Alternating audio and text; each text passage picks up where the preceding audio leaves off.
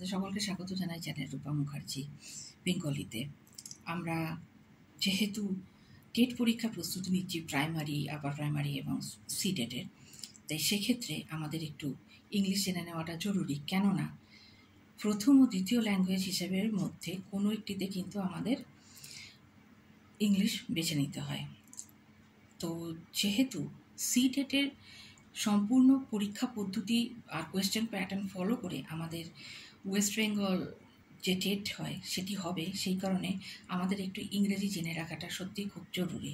শুরু করছি আমরা মোটামুটি ইংলিশ ব্যাকরণের একদম সূচনা পর্ব থেকেই, যাতে যে কোনো পরীক্ষাতে যদি প্রশ্ন আসে আপনাদের কোনো রকম অসুবিধে না হয়। তাহলে চলুন শুরু করা যাক একদম প্রথম থেকে, অর্থাৎ সেন্টেন্স কাকে বলে। A sentence is a group of words giving a complete sense, অর্থাৎ যে শব্দ সমষ্টি একটি পূর্ণ অর্থ প্রকাশ করে তাকে সেন্টেন্স বা বাক্য বলা হয়। কিন্তু আধুনিক ইংরেজি গ্রামারে এই যে একটি বাক্য একপদ বিশিষ্ট এবং ভার্বহীন হলেও তা গ্রহণযোগ্য। যেমন, have you done your homework? Yes, no. তাহলে এটি একটি সম্পূর্ণ উত্তর হলো ইয়েস বা নো। অলরাইট, এটাও কিন্তু সম্পূর্ণ হলো একপদ বিশিষ্ট। তাহলে আমরা কি দেখলাম, যে সম্পূর্ণ অর্থ প্রকাশ করছে তাকে সেন্টেন্স বলা হচ্ছে। আবার ইয়েস, নো, অলরাইট, মেবি এগুলোভাবে বলা হলেও কিন্তু এগুলোকে বলা হচ্ছে যে এগুলো একটি সেন্টেন্স, একপদ বিশিষ্ট ভার্বহীন সেন্টেন্স। এবার দেখা যাক সেন্টেন্সের ক্ল্যারিফিকেশনটা কি। সেন্টেন্স কতগুলি বিভাগে বিভক্ত।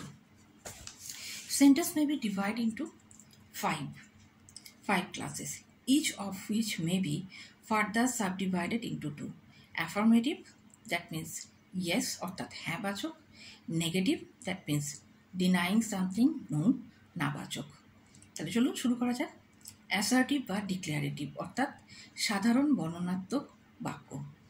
Sentence make simple statement or assertion. I know him, I don't know him.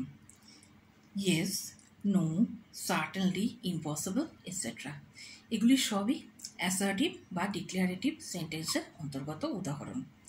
Interrogative, প্রশ্নবোধক। The sentences ask questions. Why is he there? Why is he not there? আবার হোয়াই, হোয়ার, হোয়াট এ ধরনের সব কিন্তু যে প্রশ্নবোধক যে সকল শব্দ হয় এগুলি কিন্তু সবই আসছে ইন্টারোগেটিভের আন্ডারে। ইম্পারেটিভ, আদেশ বা অনুরোধ বা উপদেশমূলক। Sentences express command or request. Come here, do not come there, এগুলি হলো ইম্পারেটিভের উদাহরণ।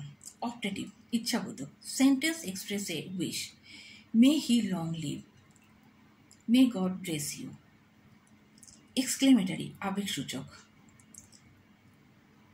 Sentence express a sudden feeling or emotion. How nice, alas, he is no more. Hello, good, bravo, hurry. তো এই সকলগুলোকে বলা হয়ে থাকে যে সেন্টেন্সের 5 ক্লাস এবং তার উদাহরণ। তো আমরা আজকে মোটামুটি সেন্টেন্স সম্পর্কে কিছু বেসিক আলোচনা করে রাখলাম, যাতে বুঝতে সুবিধে হয় যে কিভাবে আমরা এই পড়াশোনাগুলো এগোবো। দেখুন, এটাতে যেহেতু খুব একটা বেশি আসে না, এখানে সেন্টেন্সের ক্লারিফিকেশন বা ক্লাসিফিকেশনটা কী হচ্ছে, কভাগে বিভক্ত এবং তার উদাহরণগুলো এটা বলা হয়ে থাকে। আর হয়তো বললো যে অ্যাফার্মেটিভ থেকে নেগেটিভে, নেগেটিভ থেকে অ্যাফার্মেটিভে। যেমন ধরুন, he is an Indian citizen, he is not an Indian citizen. Affirmative কী ছিল? He is an Indian citizen.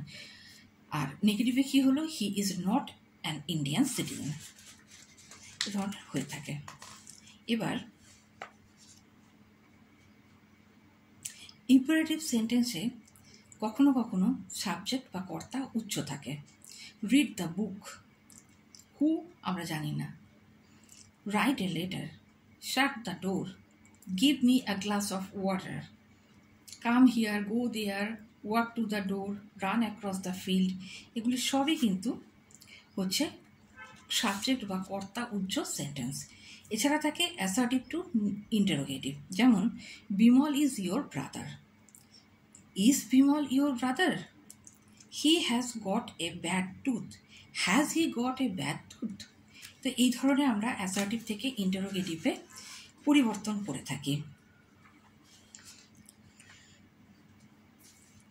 Affirmative থেকে নেগেটিভ করা যায়, যেমন Amal is a good boy, Amal is not a good boy. আবার নেগেটিভ থেকে অ্যাসার্টিভে করে নেওয়া যায়, যেমন I shall not go to school, I shall go to school affirmative হয়ে গেল নেগেটিভ থেকে। Go there affirmative, do not go there negative. তো এই ধরনের বেশ কিছু ব্যাপার থাকে যেগুলি আমাদেরকে একটু মাথায় রাখতে হয়। আমরা জেনে নিলাম যে কিভাবে আমরা অ্যাসার্টিভ থেকে নেগেটিভ, নেগেটিভ থেকে অ্যাসার্টিভ এভাবে পরিবর্তন করতে পারি। আমাদের আলোচনা জারি থাকবে। পরের ক্লাসে আমরা শুরু করব পার্টস অফ স্পিচ। দেখা হচ্ছে পরের ক্লাসে। সেন্টেন্স সম্পর্কিত যদি আপনাদের আরও কোনো প্রশ্ন থাকে অবশ্যই আমাকে করতে পারেন, আমি আপনাদের যথাযথ উত্তর দেওয়ার চেষ্টা করব। আপনাদের সকলের পরীক্ষা ভালো হোক, প্রস্তুতি চলতে থাকুক। ধন্যবাদ, নমস্কার।